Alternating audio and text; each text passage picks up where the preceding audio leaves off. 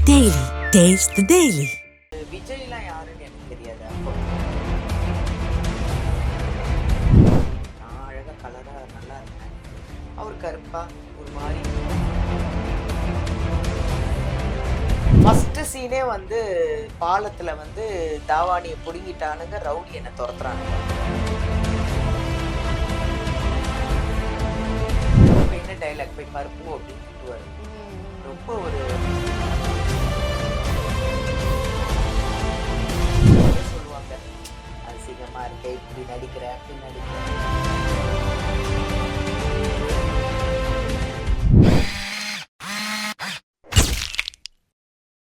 திரைமொழி நேயர்கள் எல்லாருக்குமே ஹாய். எல்லாரும் எப்படி இருக்கீங்க? நானும் நல்லா இருக்கேன்.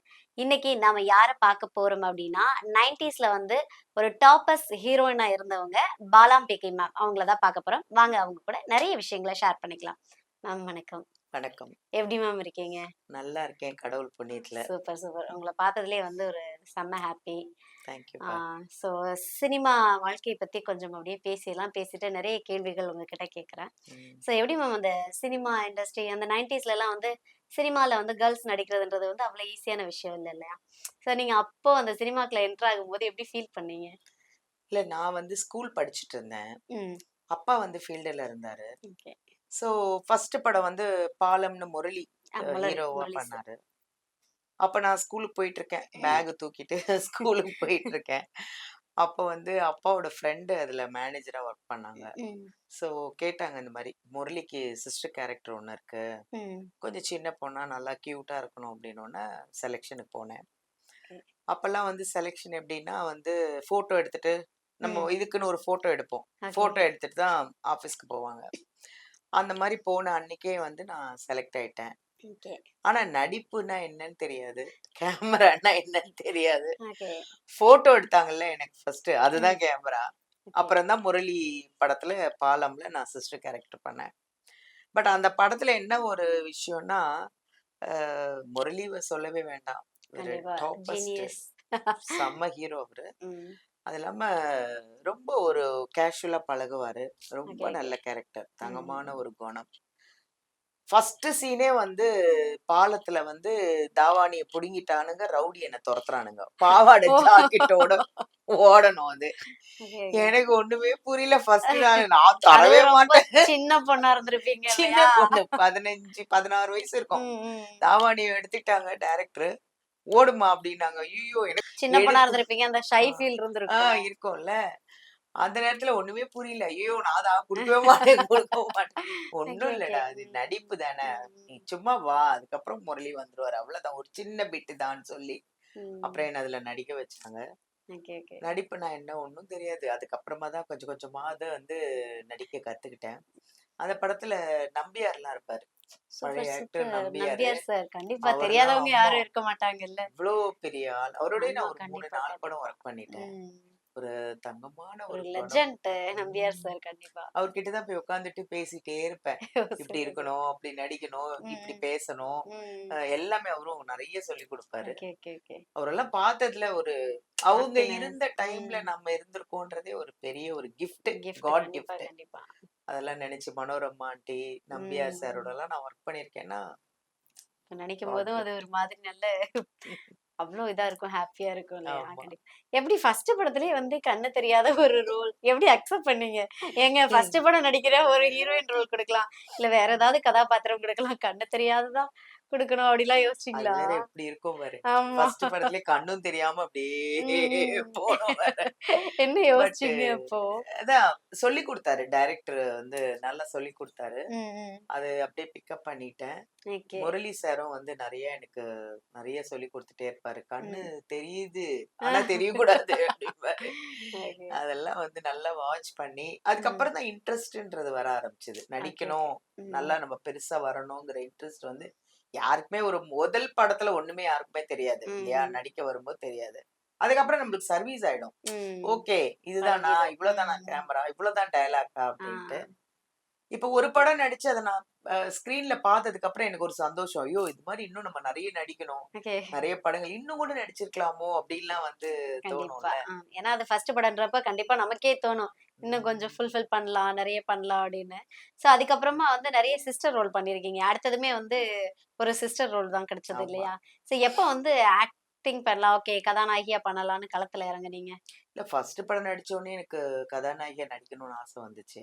Okay, okay. ஆனா, அந்த பாலம் படத்துல முரளிக்கு பேரே கிடையாது. ம். சிஸ்டரு, பிரதர் இவ்வளோதான் அந்த கதையே. Okay, okay. ஆம், அதுக்கப்புறம் வந்து நடிகன் பண்ணேன். ம். நடிகன் அதான் ஆமா. செலக்ஷனுக்கு போனேன். என்ன செலக்ட் பண்ணிட்டாங்க. ஓகே.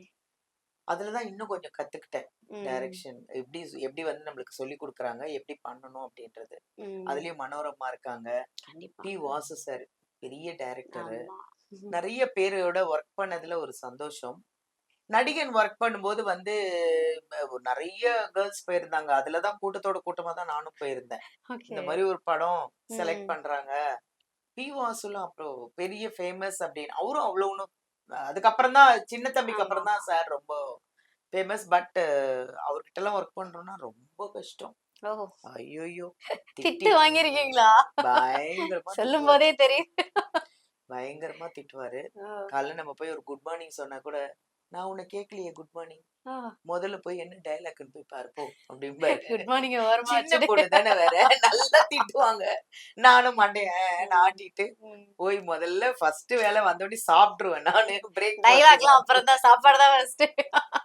சூப்பர். அப்படி கூட ஒரு பிட்ல நான் இல்ல. ஒரு சாங்ல ம். எடுக்கும்போது நான் இல்ல. ம்.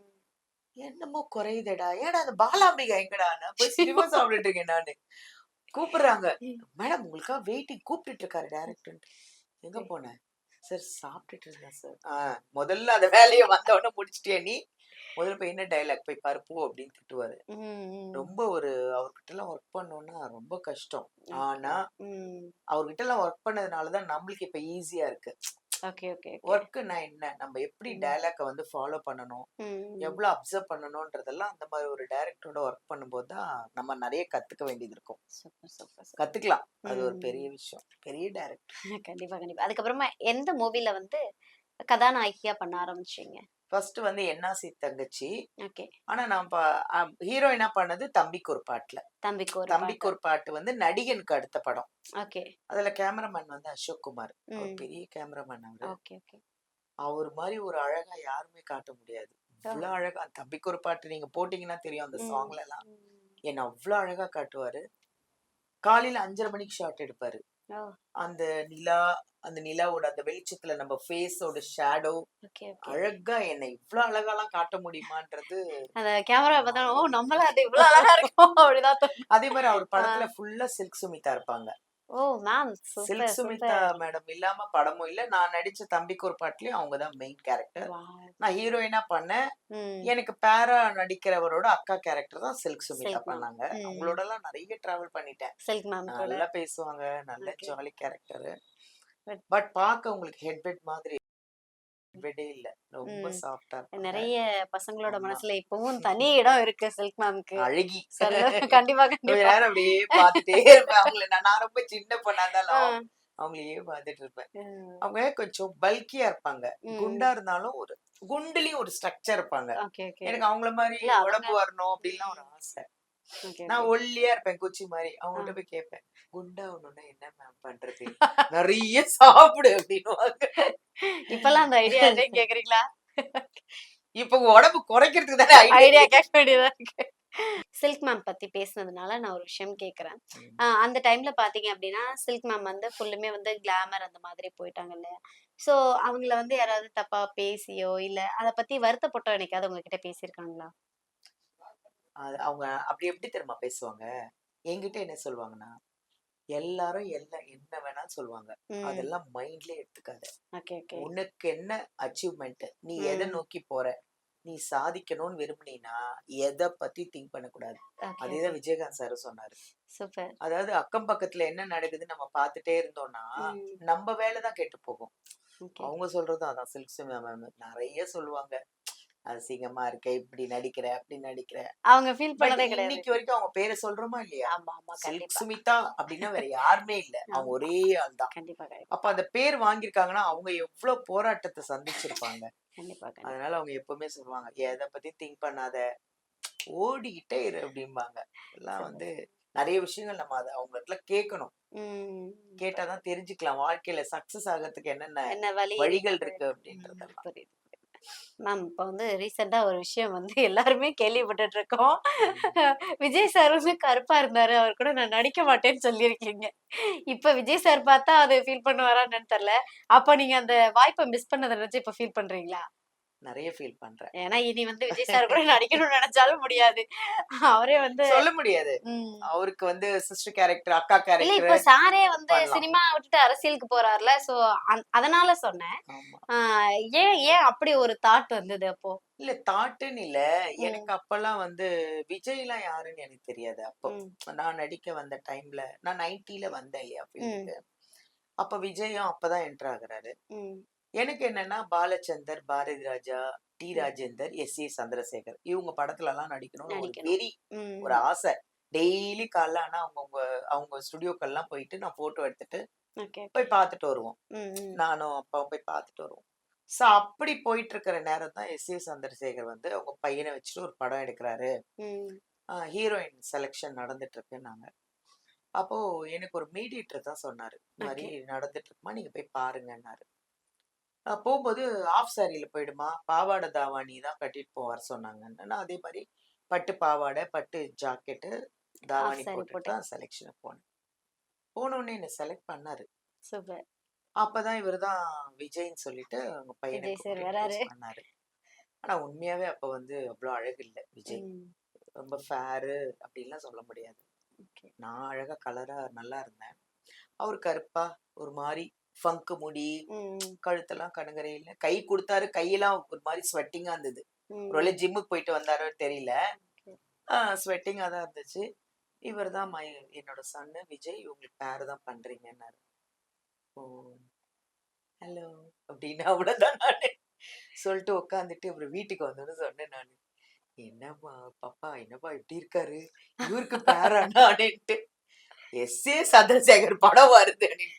அந்த மாதிரி வந்து ஆக்சுவலா விஜய் அப்ப அவ்வளோ இன்னும் ஒரு இல்ல மாரி ஆக்சுவலி முகமும் ஒண்ணும் கரெக்ட் அழகில்ல. தான். டொக்கு இந்த ஃபேஸு.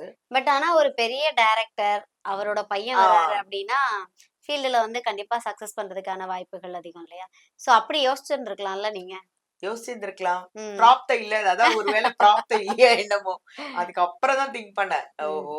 பண்ணியிருக்கலாமே சரி ஓகே. அப்டின்ட்டு. அப்ப வந்து விட்டுட்டீங்க. அதுக்கப்புறமா வந்து கொஞ்ச நாள் கழிச்சு விஜய் சார் நெறைய படங்கள் பண்ணாரு. அப்பவாது யோசிச்சிருக்கீங்களா? இல்ல யோசிச்சிருக்கேன். நான் ம். வந்து அதுக்கப்புறம் 2001க்கு அப்புறம் நான் நடிக்கவே இல்ல. Okay, okay. 2013ல தான் ரீஎன்ட்ரி வந்தேன். ம். ஸோ அப்ப வந்த உடனே சீரியல் பண்ண ஆரம்பிச்சுட்டேன். ஓகே. கிட்டத்தட்ட படங்கள் 10 இயர்ஸ் வந்து சினிமா விட்டே ஆமா. போயிட்டீங்க. எனக்கு ஓகே. அப்போ படங்களோட கான்டாக்ட் இல்ல. ம். மேனேஜரு, டைரக்டர் எங்க பி.ஓ. வாசு சார் இல்ல. ஓகே. அப்பல்லாம் ஃபீல்ட்ல இல்ல அவரு. ம். அப்புறம் தான் சந்திரமுகி பண்ண டைம்னு நெனைக்கிறேன். நான் ஓகே. அதுக்கெல்லாம் அப்புறம் தான் ரீஎன்ட்ரி வந்தேன். ஸோ எனக்கு யார கான்டாக்ட் பண்றதுன்னு தெரியல. அப்புறம் பாபுஸ்ன்னு ஒரு அண்ணன் இருக்காரு. ஓகே. நீங்க நெறைய சீரியல் எல்லாம் பார்த்திருப்பீங்க. அப்பா ஒரு மேனேஜர் அவரு. அவரு வந்து நான் வந்து திருவண்ணாமலை கிரிவலம் போகும்போது பார்த்தேன் அவர. ஓகே. அப்போ "அண்ணா நான் அந்த மாரி ரீஎன்ட்ரி வரலான்னு இருக்கேன்ண்ணா. எனக்கு யாரையும் தெரியல." அப்படின்னோன அவரு ஒரு 10 மேனேஜர் நம்பர் எழுதி குடுத்தாரு. Okay, okay. கான்டாக்ட் பண்ணி பேசு, பண்ணு அப்படின்ட்டு. கடைசில பார்த்தா எல்லாரும் சீரியல் டைரக்டர்ஸ், ஓ! Serial managers. ஸோ நான் கான்டாக்ட் பண்ணேன். இந்த மாரி படம் பண்ணியிருக்கேன் அப்படின்னோன, ஓகேன்னு சொல்லிட்டு சீரியல் வந்தது எனக்கு. ஓகே. அப்படியே சீரியல் பண்ணணுமா அப்படின்னு யோசனை வந்துச்சு. ஏன்னா சரி அந்த இப்படியே தாட் உட்கார்ந்துட்டு இருக்கு. இருந்திருக்கும். ம். சினிமால பண்ணோம், பிக் ஸ்கிரீன் ஹீரோயினா பண்ணிட்டு திரும்ப சீரியல். அப்படின்னு தோணுச்சு. ம். ஆனா வந்து படங்கள் கான்டாக்ட் இல்லல்ல. So okay. சீரியலாவது பண்ணுவோம் அப்படின்ட்டு.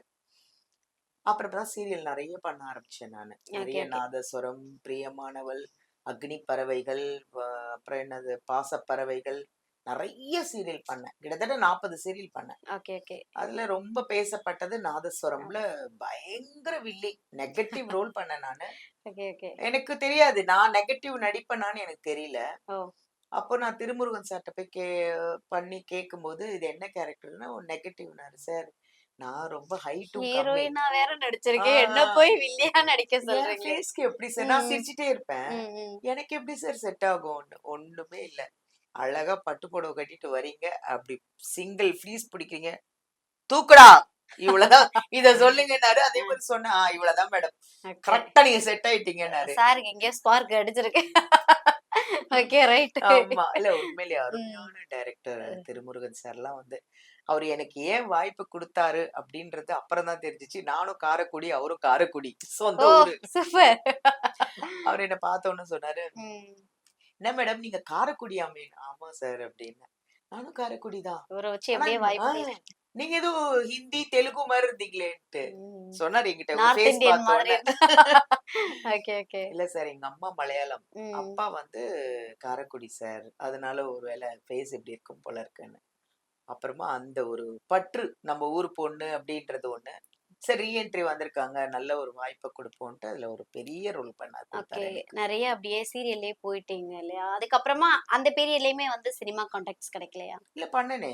எனக்கு ஓகே. வாய்த்த அடிமைகள் பண்ணேன். ஜெய் மூவி. படத்துல மதர் கேரக்டர் பண்ணேன். Okay, okay. அண்ணனுக்கு ஜே பண்ணேன். ம். அட்டகத்தி தினேஷ் படத்துல மஹிமாக்கு அம்மா, ஹீரோயினுக்கு சூப்பர், அம்மாவா சூப்பர். பண்ணேன். ம். பட் நான் ரீஎன்ட்ரி வந்த உடனே சொல்லிட்டேன். எனக்கு ம். மதர் கேரக்டர் குடுங்க.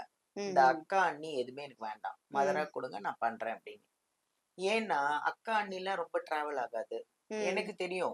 மதர் ஓகே எனக்கு செட் ஆயிடுச்சுன்னு சொல்லிட்டு. மதரே சீரியல் குடுங்க. ஓகே, எனக்கும் ஓகே. 2 குழந்தை இருக்கு. தெரிஞ்சிரும்ல நம்மளுக்கு இதுதான் சூட் ஆகுன்றது. ஸோ ம். அம்மா குடுங்கன்னு சொல்லிட்டு நானே கேட்டு வாங்கி பண்ணது தான் mother character. Super, so super. அதுல தான் சக்சஸ் ஆச்சுன்னு நெனைக்கிறேன் நானு. Okay ma'am. இப்போ வந்து அந்த இன் பிட்வீன் இப்போ பார்த்தீங்க அப்படின்னா, நெறைய ப்ராப்ளம்ஸ் போயிட்டுருக்கு சோஷியல் மீடியாவ தொறந்தாலே. சினிமானாலே அட்ஜஸ்ட்மெண்ட் அப்படின்ற ஒரு பார்ட் ஆஃப் டாக் போயிட்டே இருக்குது. நீங்க ஆனா வந்து ஒரு இடத்துல பேசும்போது சொல்லியிருந்தீங்க, இல்ல விஜய், அஜித் படத்துல அப்போ நடிக்கிறதுக்கு வந்து நெறைய அட்ஜஸ்ட் பண்ண வேண்டியதெல்லாம் இருந்தது. ஸோ அதனால நெறைய பட வாய்ப்புகள் மிஸ் ஆயிடுச்சு அப்படின்னு சொல்லியிருந்தீங்க. உண்மைதானா? இல்ல அட்ஜஸ்ட்மென்ட்ன்றது இப்ப நீங்க கேட்கறது ஒரு விஷயம். ம். திருப்பி திருப்பி இத தான் சொல்றோம். ம். அட்ஜஸ்ட்மென்ட்ன்றது நாட் ஒன்லி சினிமா. ம். எனக்கு